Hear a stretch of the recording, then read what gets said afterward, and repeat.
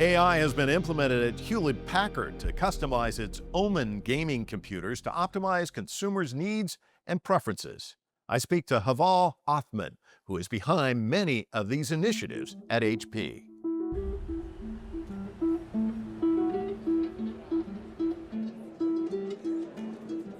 I met Haval Othman at CES, the largest consumer electronics show in the United States. He's the head of HP User Experience Technology. I know the engagement with gamers has to be a big feature of what you do, but is that something that weighs on you each day? Like, how do I stay ahead? I think what is important you need to be ahead of your current times, for sure. Otherwise, you will going to be late. You will be late to the game. Othman is the Senior Director of Experience Engineering and AI at HP Gaming Solutions. With a passion for innovation and development and engineering expertise, Othman has been with the company now for over 25 years. I know you're a technical guy, but do you consider yourself a gamer? Yes, Yeah. I do.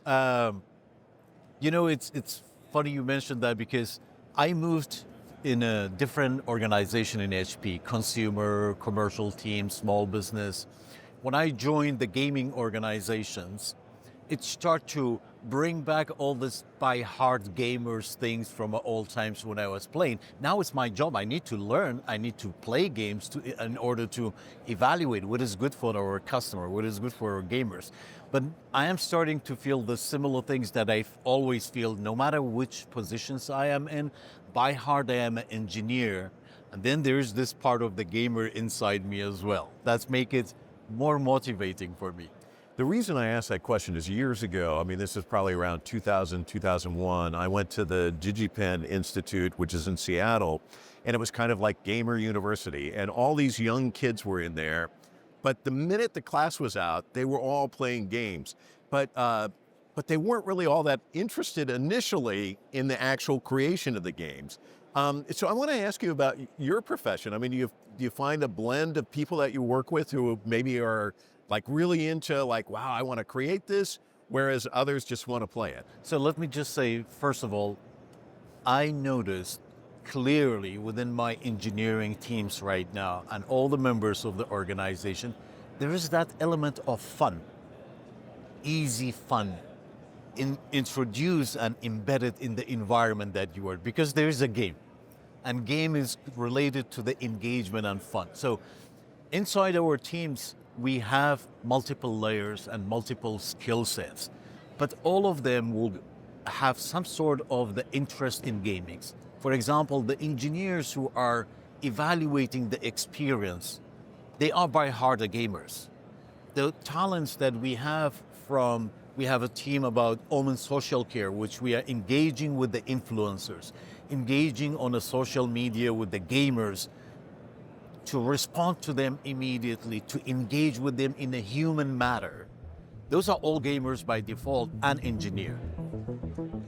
Part of today's user experience includes consumers researching their favorite brands' best practices, including their environmental policies, making sure that they align with their personal values.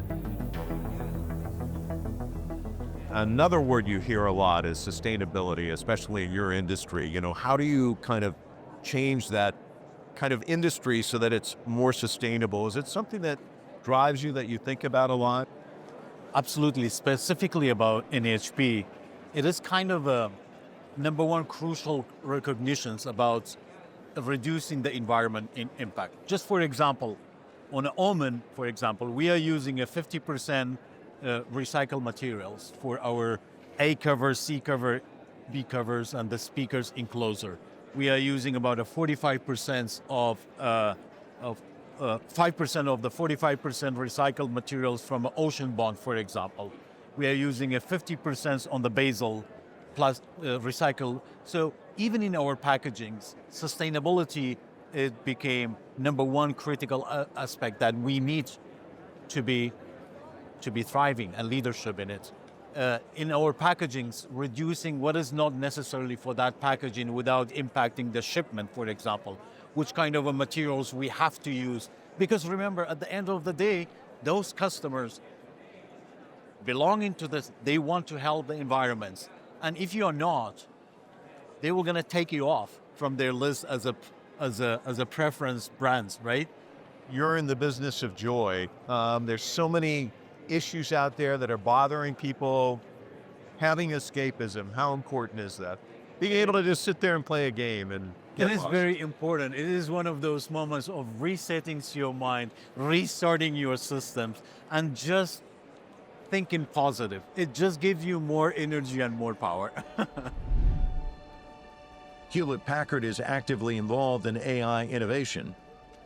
Is it better to have the engineering aspect and the gamer here, or vice versa? It is a complementary, to be honest with you, because both perspectives will going to help you to shape what you want to achieve in a best way, more efficient way, and best experience that you can achieve it for the gamers. You know, technology, I just kind of feel like it just changes almost in a split second. And you see that at CES. And I remember many years ago interviewing the CEO of Palm Pilot, and when it was very, very successful, early 2000. And I was saying, wow, it must be really gratifying to be here and be the top of the game. But he said, no, in this industry, you can't be happy with what you have today because you've got to be 5 steps ahead because somebody else is out there 5 steps ahead. And of course, Palm Pilot, he wasn't 5 steps ahead because it's in the dust. Is that something that weighs on you each day? Like, how do I stay ahead? Let's go back to what I call the innovation hub that you need to create within the team. Especially nowadays, everything is evolving so fast. With a disruptive technology like AI, for example, like I used to say, I wish the day is 48 hours, not 24 hours, so I can keep myself up to date. I think what is important you need to be ahead of your current times, for sure. Otherwise, you will going to be late. You will be late to the game where you're going to deliver. And that's keeping up the team's education, keeping the team trainings about the new trends in the market and how we can prepare ourselves from a skill set perspective, from understanding perspective, because that will going to generate that creativity and innovation process to be able to be prepared for the future. I truly believe my perspective for innovations has been changed over the times quite a lot. But one successful recipe for me in innovation is fail fast. If you can fail fast, that's where you are trying next, faster. Because everything is so evolving fast around you, the innovation process, you need to enable the innovation process in a way that will gonna be able to try something, and if it doesn't work, that's fine. There's no failure, there's only learning.